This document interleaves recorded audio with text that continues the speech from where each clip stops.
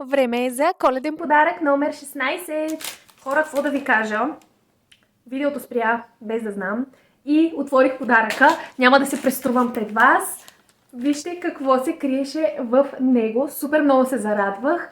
Това са новите карти на Изабел. Попитай и отговори с категории пикантни, неудобни за мен, философски и разни. Нямам търпение да ги играя, защото имам другите две кутии. Пишете в коментарите дали имате някои от картите на Изи, защото са супер готини. Ето така изглеждат вътре.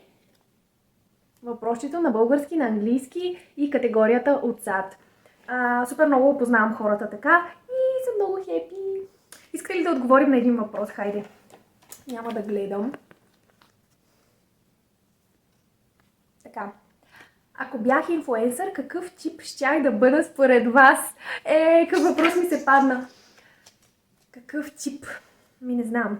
Супер искрен, супер такъв откровен и в истинската дума на думата истински.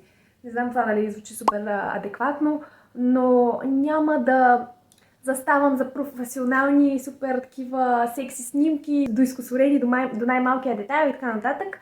Както и да рекламирам някакви неща, които не ми харесват, защото няма да се чувствам после добре аз. Не знам, това бих отговорила.